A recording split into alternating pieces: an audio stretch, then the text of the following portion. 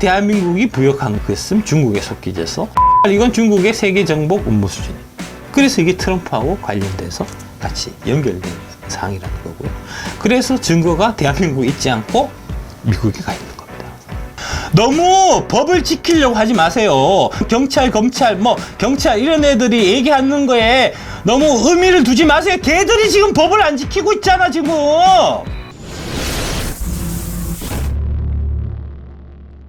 먼저 사전투표 목표치를 설정합니다. 사전투표에 집어넣을 유령투표지의 숫자를 미리 결정하여 발표하는 겁니다. 이 유령투표지를 만드는 작업을 여기 임시사무소 저번에 말씀드렸던 이제 거기서 한 거고요. 예상이 아니고 지령이라는 겁니다. 2020년부터 이게 똑같은 현상이 나타납니다. 보시면 전략기획위원장 이근형이 본인의 SNS 계정에 다음과 같은 표를 올렸는데 그 표에는 163이라는 숫자가 적혀 있었고 이근형은 자신들이 선거 결과를 정확히 예측했다고 자랑했는데 사실상 163은 4.15 총선에서 더불어민주당이 승리한 전체 지역구 의석수와 정확히 일치했고 상세 지역구 의석수까지도 정확히 보여주고 있었다는 겁니다. 그리고 그 표의 제목은 사전투표 보정값이었어요.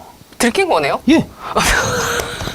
이렇게 농락했네요. 예, 사전투표 보정값 프로그램 조작해갖고 만져갖고 요만큼 올려놔라는 그거예요. 그거 맞춰갖고 하면은 163석이 나오고 하는 거 문건이 있었고 문건을 선거 끝나고 난 다음에 자랑스럽게 올렸었다고. 그래서 사람들이 사전투표 보정값 뭐야? 이거 좀 이상한데? 이러니까 황급히 포스팅을 삭제했죠. 이제 문건을 갖고 전달하면은 나중에 이런 문제가 생기니까 전달할 수 있는 방법이 뭘까 고민하다가 방송에서 얘기하면 되겠다. 해서 이번 2024년에는 방송에서 31.3%를 목표로 하고 있다라고 이제 얘기를 한 거고요. 사전투표 목표치를 설정하면 이상한 숫자들이 생깁니다. 숫자를 미리 만들어 놓기 때문에 생기는 현상이에요. 득표율이 더불어민주당이 63.64, 미래통합당이 33.36, 63대 36, 63대 36.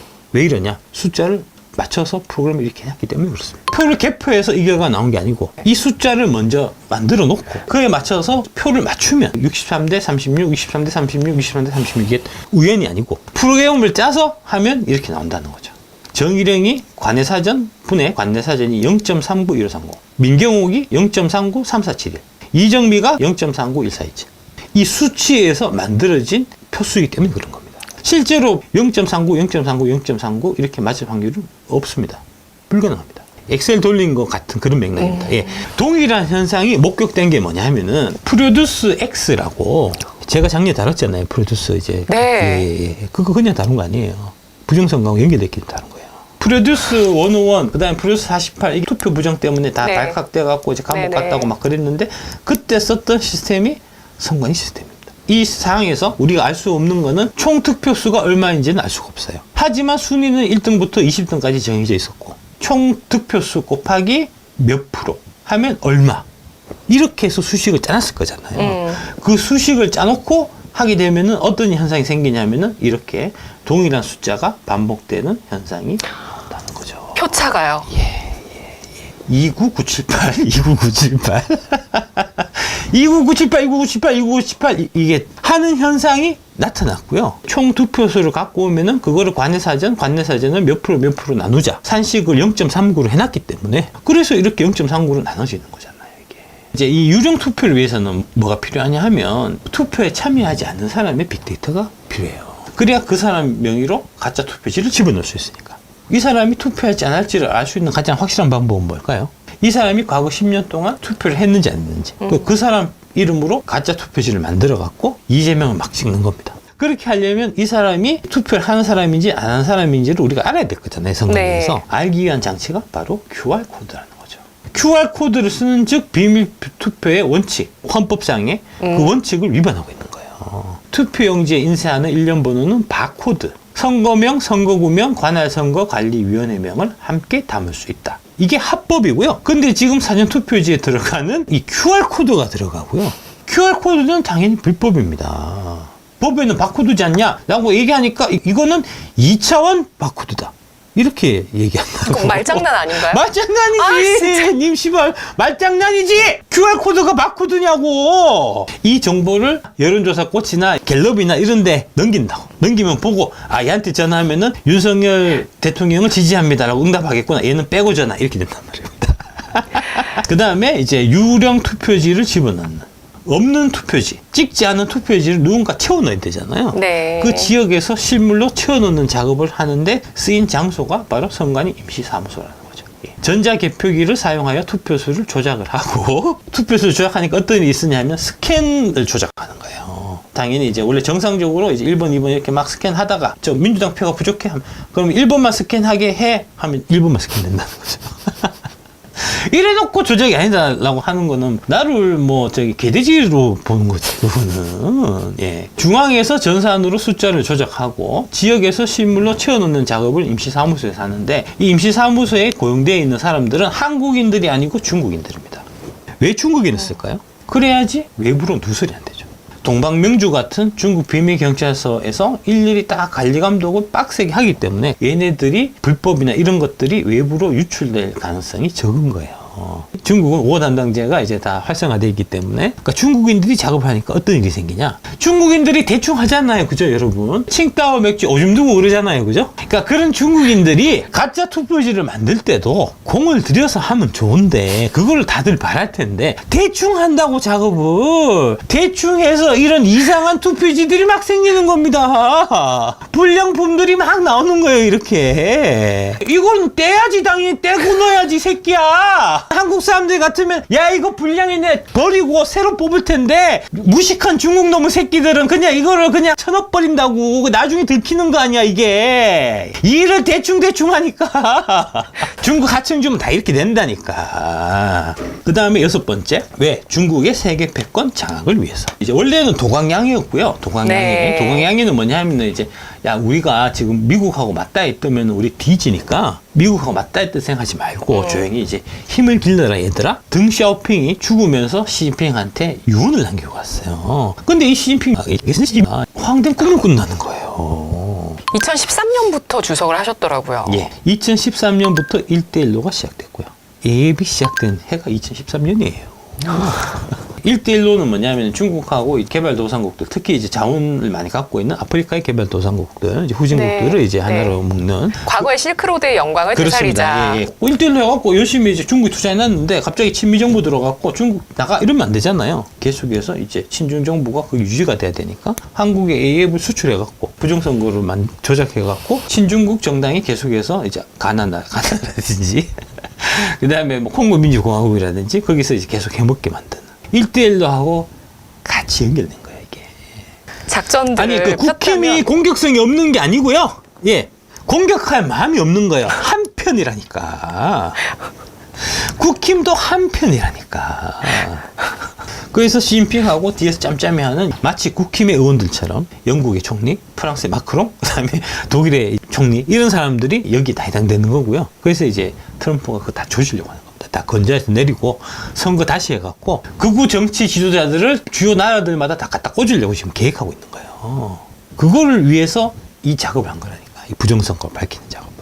AF를 통해서 중국에게 필요한 국가의 친중 정부를 세우기 위해서 선거 조작에 앞장선 행태다. 모든 것이 중국의 1대1로와 연결이 된다. 선거관리세계위원회가 AWEB이 창립된 것 2013년 한국에서 만들어진 것이지만 이곳이 무상 지원한 투표기 등이 많은 곳에서 불법 선거 시비가 있었고, 근데 이제 공교롭게도 이 불법 선거 시비가 있어서 당선된 사람이 다 친중 정부예요. 이득을 보는 사람이 곧 범죄자잖아요.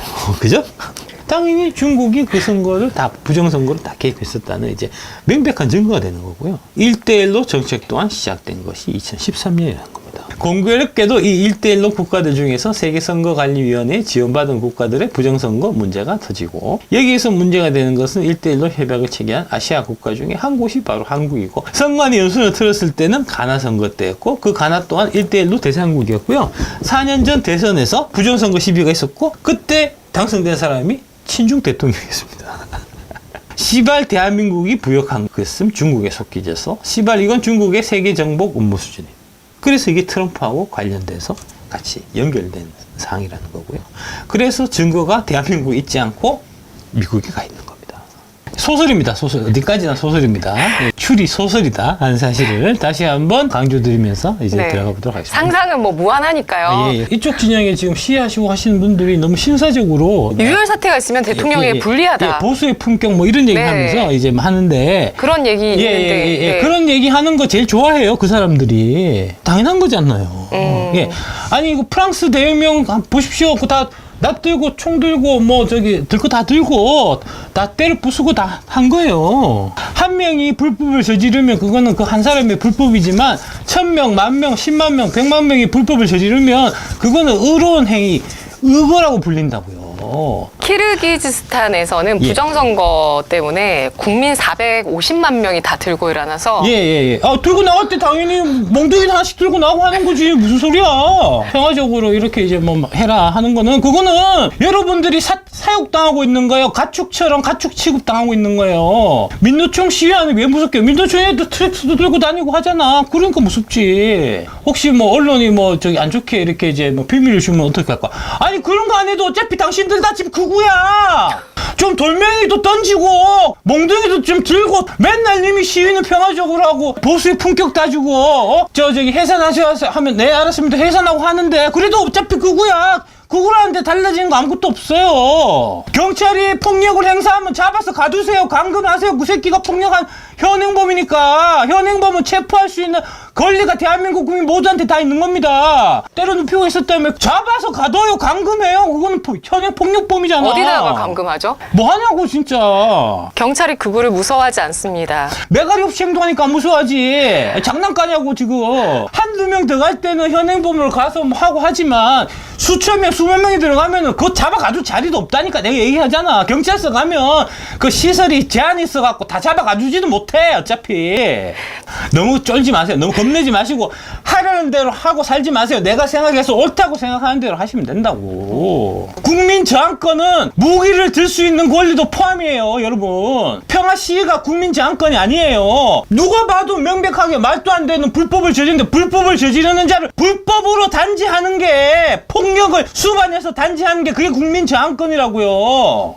그 국민 저항권이 나중에 지나고 나면 다 역사책에서 혁명으로 기록되는 겁니다. 원론을 말씀드린 거고 네. 자 그렇게 하라고 여러분들을 부추긴 건 아닙니다. 예. 수십 명, 수백 명이 하는 거는 유혈 사태지만 1000명, 10,000명, 10만 명, 100만 명이 하는 건 유혈 사태가 아니고 혁명이라고요. 이기면 이기고 난 다음에 역사를 쓰면 돼요. 기록을 그렇게 쓰면 된다고. 자꾸 나약한 소리 하지 말고 너무 법을 지키려고 하지 마세요. 경찰, 검찰, 뭐 경찰 이런 애들이 얘기하는 거에 너무 의미를 두지 마세요. 걔들이 지금 법을 안 지키고 있잖아 지금. 니들부터 똑바로 법을 지키고 난 다음에 우리 보고 법을 지키라 그래. 야 법은 힘 있는 사람들은 무시해야 되고 힘 없는 사람들만 지켜야 되는 게 그 법이면 그 법이 무슨 어디 써먹을 때가 있냐 그게. 지금 무법천지잖아요. 지금 무법천지에는 힘센 놈이 이기는 거예요. 숫자 많이 데리고 와서 힘 세게 만들면 그게 정이고 그게 법이고 그걸로 끝장 나는 거예요. 그게 국민 저항권이라고. 그게 혁명이라고. 그러니까 함부로 국민들 심기를 건드리지 말라고. 카톡 금융 같은 개소리들 함부로 해서 국민들 분노를 돋구지 말라고. 화를 돋구지 말라고. 화가 나서 그 분노한 민중들이 당신들을 다 돌멩이로 쳐 죽이게 된다고 그러면. 아니 저거 새색시 각시들도 아니고 경찰들한테 달걀도 좀 던지고 그러라고 좀. 뭐 하냐 진짜. 아니 쳐 맞아도 그냥 쳐 맞는 대로 그냥 때리면 쳐맞고 있고.